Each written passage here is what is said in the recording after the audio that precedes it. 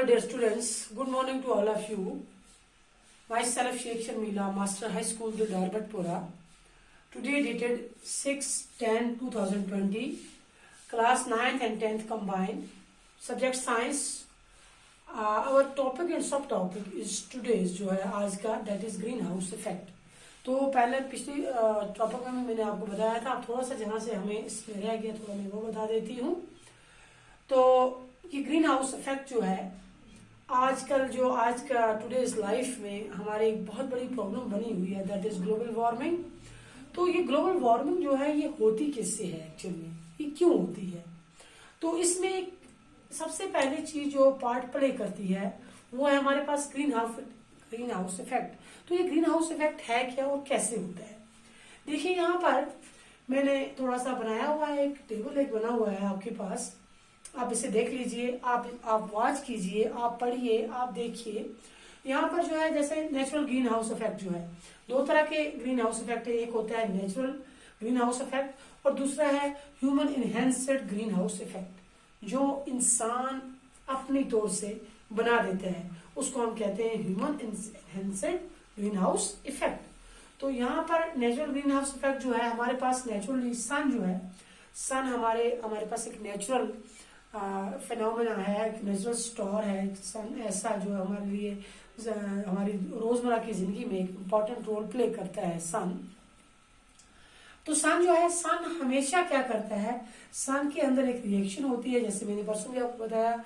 तो वो रिएक्शन के जरिए क्या होती है, हीट एंड लाइट जो है वो वहां से रिलीज होती है. तो जब हीट एंड लाइट रिलीज होगी तो यहाँ से हमारे पास ये है नेचुरल ग्रीन हाउस इफेक्ट.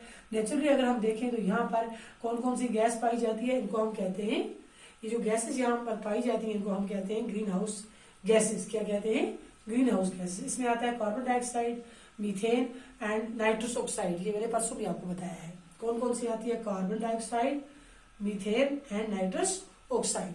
और यहाँ से जो है हमारे पास ह्यूमन इसमें भी जो है यही गैसेस जो है कार्बन डाइऑक्साइड, मीथेन और नाइट्रस ऑक्साइड जो है ये पाई जाती हैं. और ये सन जो है, सन अपने अंदर जो है चूंकि रिलीज करता है बहुत सारी एनर्जी, तो इसको हम कहते हैं, रेडिएशन भी रिलीज होती है इसके अंदर से, तो जिनको हम कहते हैं सोलर रेडिएशन. क्या कहते हैं? Solar radiation. और it also emit large amount of heat. Sun जो है, sun also emit large amount of heat. तो ये सन रेज जब यहाँ से निकली, रेडिएशन यहाँ से निकली, तो सीधे यहाँ पर मैंने आपसे परसों भी कहा था, यहाँ पर ओजोन लेयर मौजूद है. कुछ उसमें जो है अल्ट्रावायलेट रेडिएशन जो है उसके अंदर ट्रैप हो जाती हैं, और कुछ जो है वो सीधी नीचे आती हैं. यहाँ सरफेस पर जब पहुंचती हैं तो सरफेस में पहुंचने के बाद यहाँ से ये रिफ्लेक्ट होती है. क्या होती है? यहाँ से रिफ्लेक्ट बैक होती है. किसमें? इसमें जाकर. यहाँ पर कौन सी लेयर है? ये परत मौजूद है, कार्बन डाइऑक्साइड लेयर मौजूद है, तो इसके अंदर जो है ये जज़ब होती हैं.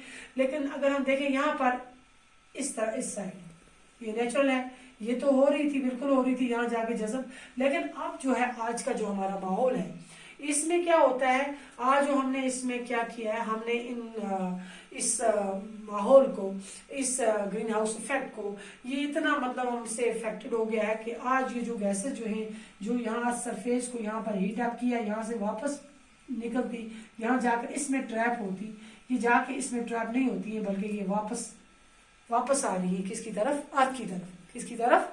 अर्थ की तरफ. और जब ये वापस आ रही है, उससे क्या हो रहा है, हमारी अर्थ का टेम्परेचर जो है ये इंक्रीज हो रहा है. क्या हो रहा है? इंक्रीज हो रहा है. अब एक बात यहाँ बीच में ये है कि अगर ये नेचुरल, ये ग्रीन हाउस इफेक्ट नहीं होता तो क्या होता? अगर ये ग्रीन हाउस इफेक्ट नहीं होता तो क्या होता?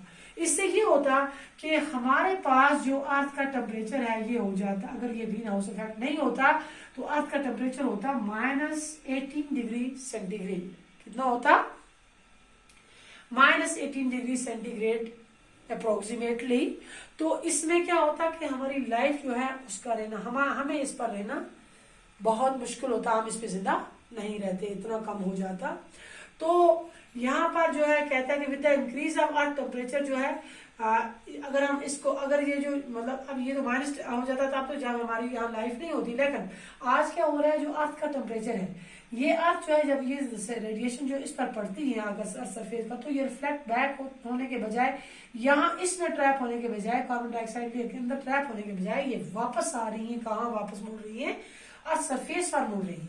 किस ड्यू टू, मतलब हमारी जो एक्टिविटीज हैं, हम ऐसी एक्टिविटीज कर रही हैं, हम मतलब क्या क्या एक्टिविटीज करें जिससे ये वापस आ रही है वो मैं आगे दिखाऊंगी आपको। फिलहाल हम यहाँ देख रहे हैं तो अर्थ सरफेस से वापस जा रही है, यहाँ वापस आ रही है, वापस आकर फिर अर्थ को क्या कर रही है यहाँ हीट अप। अब with increase of earth temperature क्या होगा, जब इसका टेम्परेचर हीट अप हो गया, अब ये तो बढ़ गया, इससे क्या हुआ, इससे ये हुआ नंबर 1 में मैंने लिखा है यहाँ पर आइस कैप जो मेल्ट हो रहे हैं। क्या हो रहा है, आइस कैप क्या हो रहे हैं, मेल्ट हो रहे हैं। हिमालय जो आइस जो है, हिमालय पे जो हमारा हिमालय सबसे ज्यादा वहां मतलब आइस का मौजूद है वो मेल्ट हो रहे हैं। ग्लेशियर हमारे ग्लेशियर वगैरह मेल्ट हो रहे हैं किस, with increase of earth temperature, है ना। उससे क्या हुआ, जब ये मेल्ट हो जाएंगे, जब ये मतलब आइस कैप हमारे सारे मेल्ट हो गए, ग्लेशियर का मेल्ट हो गए, तो क्या होगा नंबर 2 पे ओशियन लेवल जो है वो क्या हो जाएगा, इंक्रीज। ओशियन लेवल क्या हो रहे हैं, इंक्रीज हो रहे हैं। सुनामी आ रही है, फ्लड आ रहे हैं, है ना, किससे, because of climatic change, because of climatic change ये सब कुछ हो रहा है।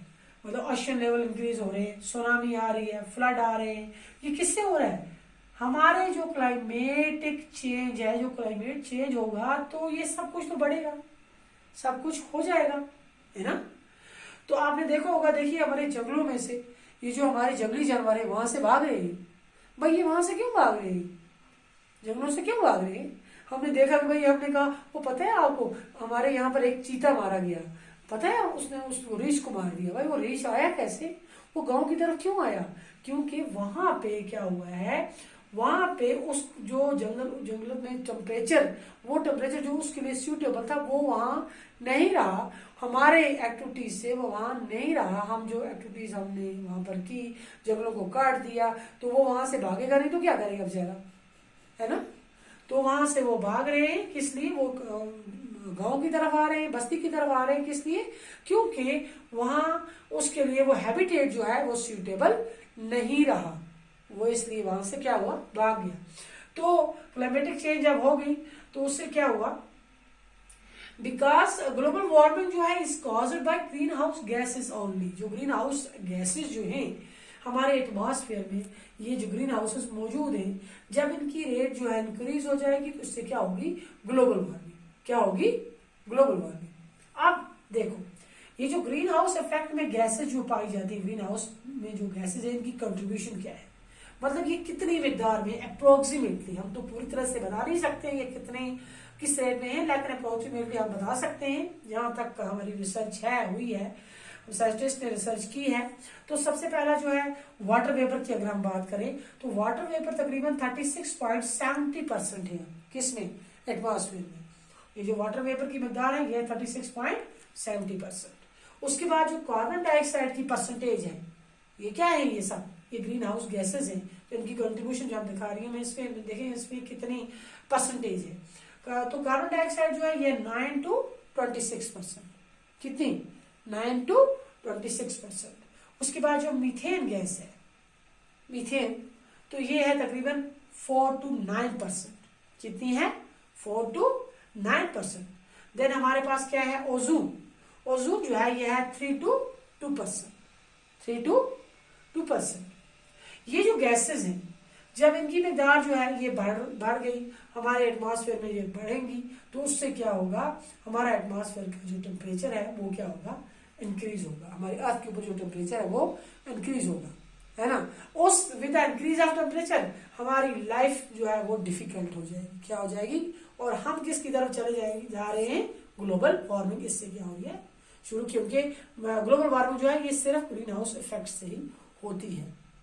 तो यहाँ तक आज है, अगला इंशाल्लाह कल हम आगे देखेंगे ग्लोबल वार्मिंग कैसे होती है। शुक्रिया।